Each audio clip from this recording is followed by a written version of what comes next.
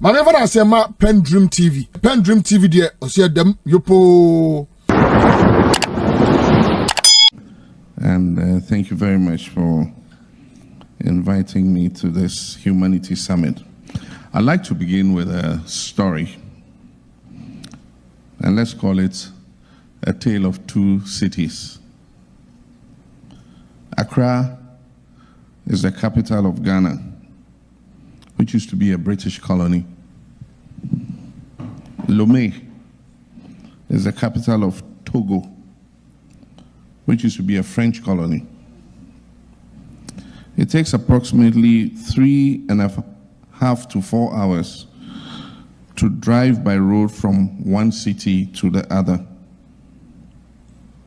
But not so long ago, and by that I mean within the course of my lifetime, if you mailed a letter from Accra to someone in Lomé, that letter would first be sent directly to London for processing, and then next it will go to Paris,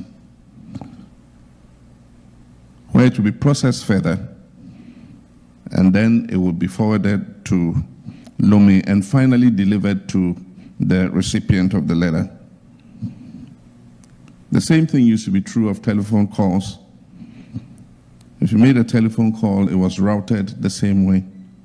And air travel between the two countries, they would all first be routed through a colonial country before reaching the intended destination.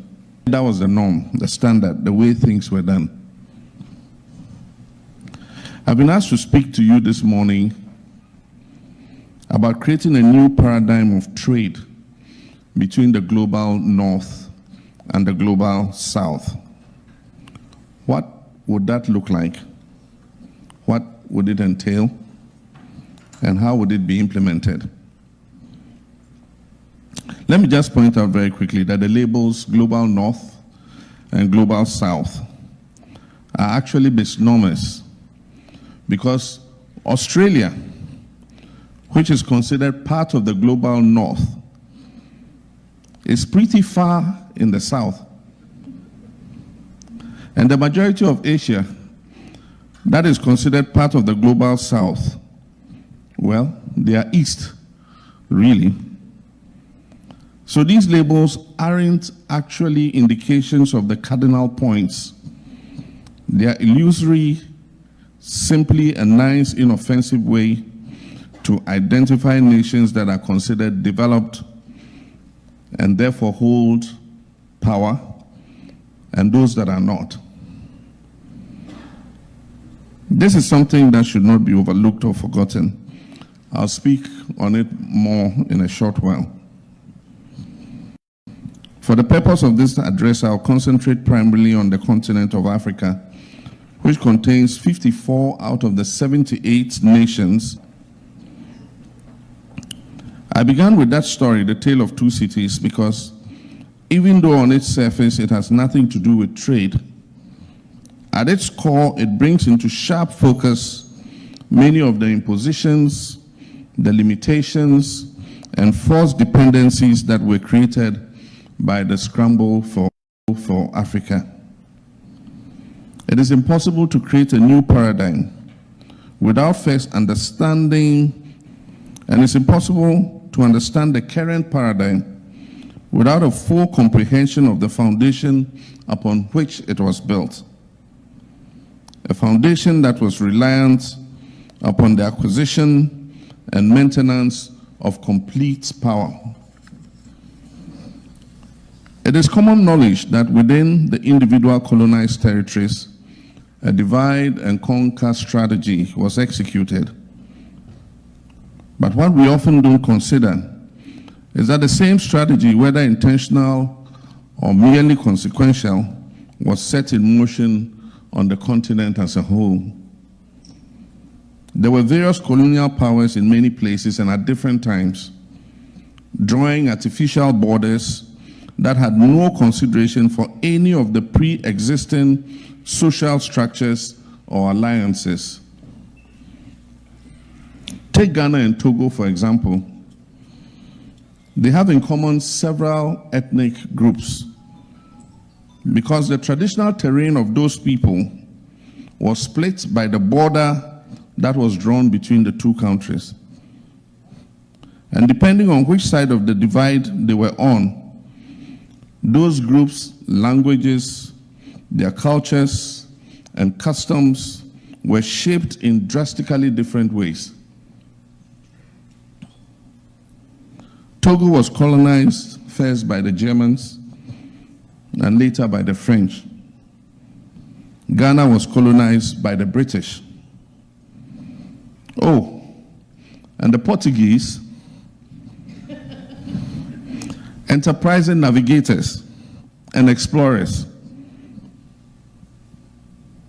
they hold the distinction of being the first Europeans to arrive in that region, exerting tremendous influence. The point I'm making is that for several centuries, we Africans, with the exception of Ethiopia and Liberia, have been under the consistent people who were not of our land. And yet, we do Africa a tremendous disservice to center our stories around colonization, to ignore or dismiss the sophistication of its pre-colonial empires and the success of their trade and their commerce. The Mali Empire, which was in existence from the 12th to the 17th centuries, stretched from as far north as Mauritania, as far south as Burkina Faso, east as modern-day Niger, and as far west as the coast of the Gambia. It was a famously rich empire, and it gained most of its wealth from trading. They traded all throughout North Africa and into the Mediterranean lands. At the height of this empire's power, it was ruled by a king called Mansa Musa, who is said to have been the richest man in history. Some sources have estimated his wealth to be as much as the equivalent of 400 billion modern US dollars. There was also the Aksumite Empire in East Africa, which exported gold and ivory throughout East and North Africa into southern Sudan and Yemen. There was the great Zimbabwe Kingdom, which was engaged in trade with China at the time, and Persia and the Arab world. I could go on and on. There were that many notable empires and kingdoms from the top of the African continent to the bottom. While we should not center our stories around colonialism, the way it has shaped our stories into this present-day narrative of Africa as being poor, politically incompetent, and incapable of handling its own affairs, and a place full of shithole countries. The African continent has been so misrepresented and misjudged that it is often difficult to have constructive conversations about it without ensuring that everybody involved in this discussion has an accurate purview. So let's agree on this. When it comes to African nations' sovereignty and independence, though often used interchangeably, these are not synonyms. In terms of sovereignty, the first sub-Saharan nation to liberate itself from colonial rule was Ghana, my country, which turned 65 earlier this year on March 6th, making it a year older than me. And even though my children think of me as being ancient, I do not consider myself that quite old. The last African nation to gain its freedom from colonial rule was Namibia in 1990, making it 33 years old, which is younger than many of you in this audience today. You don't need to be a historian to realize that in the larger scheme of things, these stretches of time are brief, filling anywhere between a paragraph and a page in a textbook. And though we're managing our own governmental affairs, it is not without impositions and interference from the so-called global north. In many significant ways, we are not independent, certainly not when it comes to trade. The world trading system has made Africa out to be the supplier of raw materials. We have been placed in the position of being the exporters of primary products and the importers of finished goods. I worded this the way I did, placed in a position of being, because African countries hold little to no power in any part of the trading process. The global north, through their trade and stock exchanges, determine the prices of raw materials. African countries are supplying the global north with rare earth minerals and other products, natural resources such as timber, lithium, cobalt, copper, bauxite, manganese, gold, oil, cocoa, tea, coffee, and spices. The global north processes these items, using them to make furniture, jewelry, computers, mobile phones, cars, and even chocolates. And then they sell them back to Africa at prices that are determined by the global north.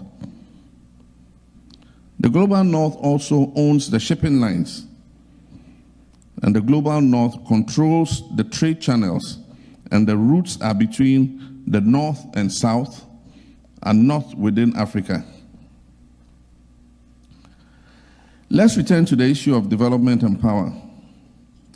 If we are considered developing nations, how then, within this paradigm, can we ever become developed?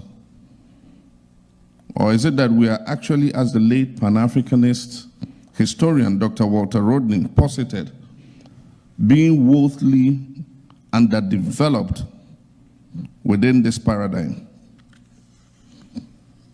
One of the hallmarks in every analysis of the relationship between the global north and the global south is power. And it's an issue that has its roots in colonialism. In their book, A New Weave on Power, People and Politics, social justice advocates Lisa Van Klassen and author Valerie Miller explore the concept of power in the form of 4 different expressions. These expressions of power offer tremendous insight into both the past relationships between the global north and the global south, and offer vital clues on what is necessary to ensure the success of the new paradigm that's being built. One expression of power is the power over. And this adequately describes the dynamic of colonization, whereby one group of people exert power over another. Another expression is the power to, and is currently what exists. Though the global south is comprised of sovereign nations, because we exist in a state of economic dependence on the global north, they hold the power to dictate the terms of engagement. And these are terms that will always be favorable to them. A third expression is the power within.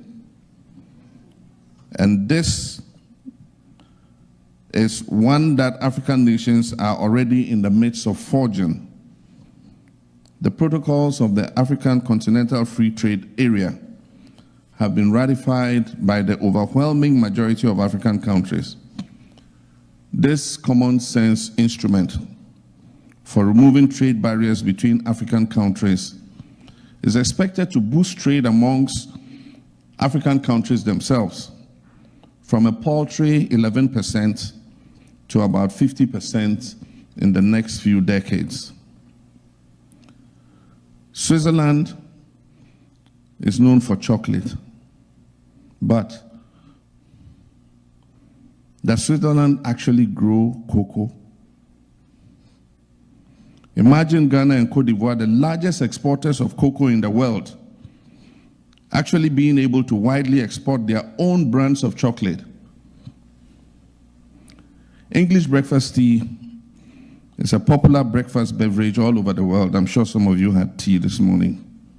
But does England actually grow tea?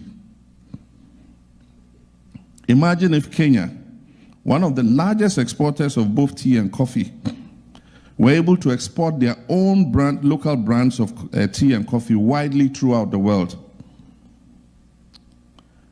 The power within is also a reclamation of a consciousness that has been with us all along. It is the consciousness of the King Mansa Musa and the great kingdoms that existed in Africa.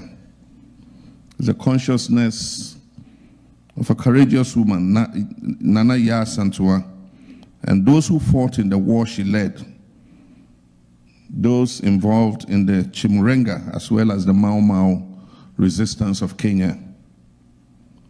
And people like Patrice Lumumba, Nelson Mandela, Samora Machel, Augustino Neto, is a consciousness of our own dignity, our inherent worth, and the limitless possibilities. Once Africa has established the power within, that is to say, once we have empowered ourselves, we will then be in a position, insofar as trade is concerned, to negotiate with the global north the fourth expression of power, and that is the power with. And that is a relationship based on mutual respect, cooperation, and decree. Only then can we honestly say that a new paradigm has been created in world trade. In conclusion, I would like to revisit the story of Lomé and Accra. That's the tale of two cities.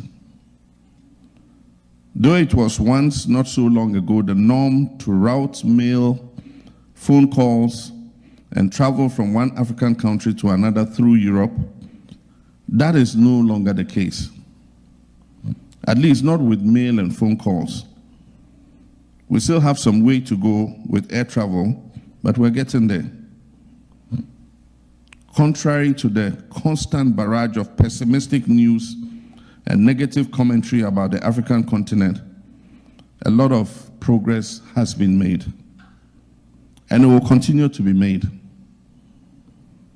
Look at what we've already accomplished. Moreover, time, country after another, and after another, like dominoes falling, gaining independence. The sort of solidarity that recognizes us as one, united force, one continent of wonderfully diverse people whose destinies. I want to thank you so much for your invitation to be here, and to thank you so much for your time and kind attention. Aluta. Dedi kama mamena PENDREAM TV ase. Na so far so good. Say open online portal e wo Ghana. Nipa share, nipa follow, nipa comment here. To my best of knowledge, without any biases, PENDREAM TV.